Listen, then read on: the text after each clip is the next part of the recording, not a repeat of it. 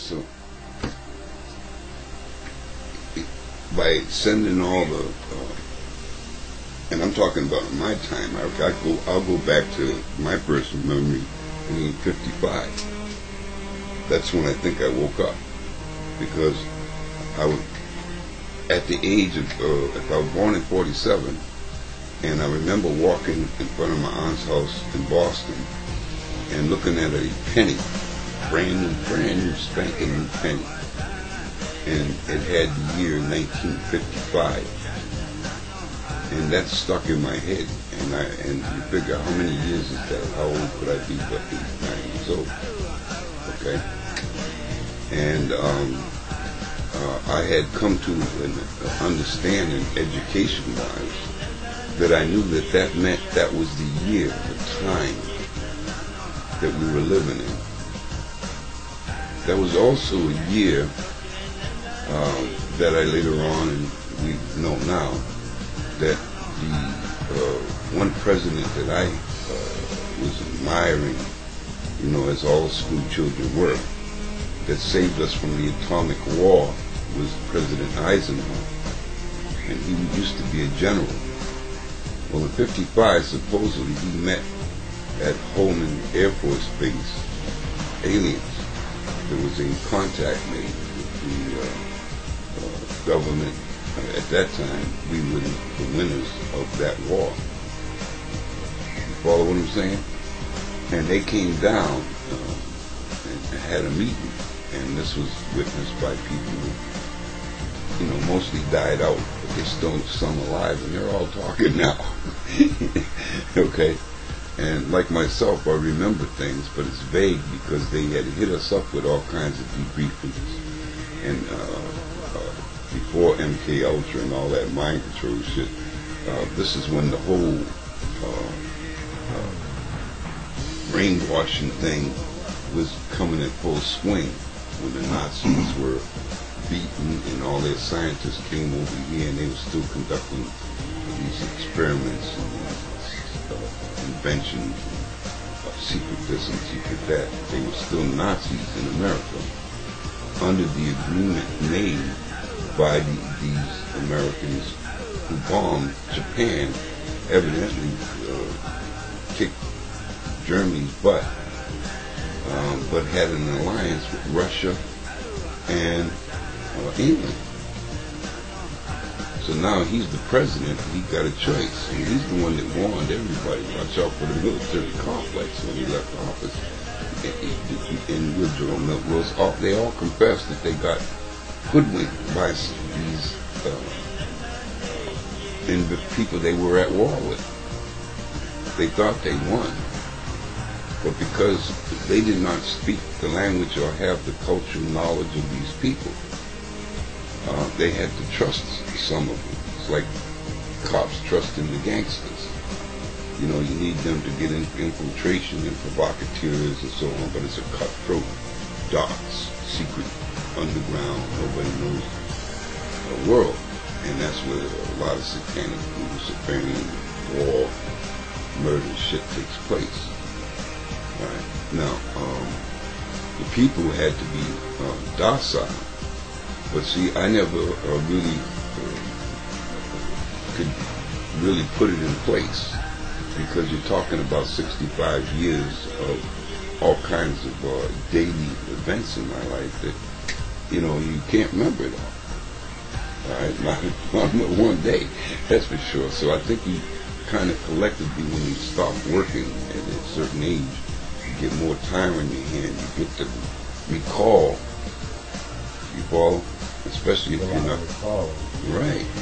But with the computer, you're able to go back and look at and get these triggers, these images and words and sounds and so forth that stimulate the part of the brain that was asleep. You follow? And you start remembering. You can just differentiate between memories, dreams, and realities, past, present, and future.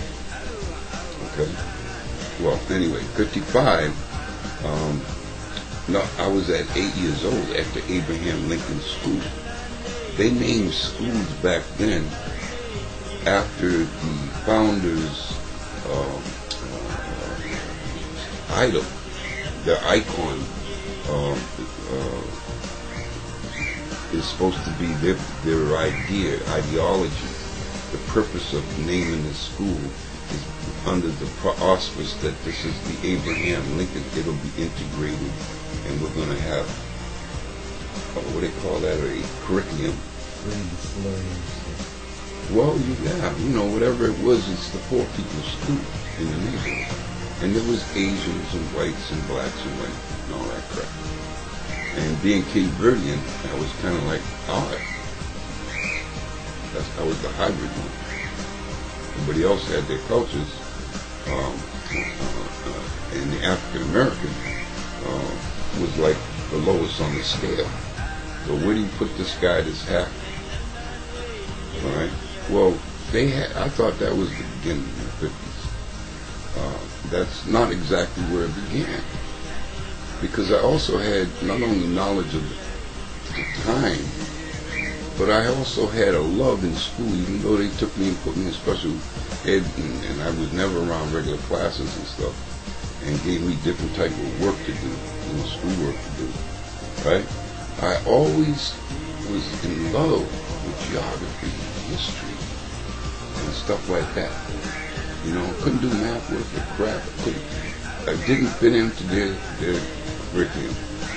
And they always had me going outside the school to places like the dental place where they were putting fillings in my teeth.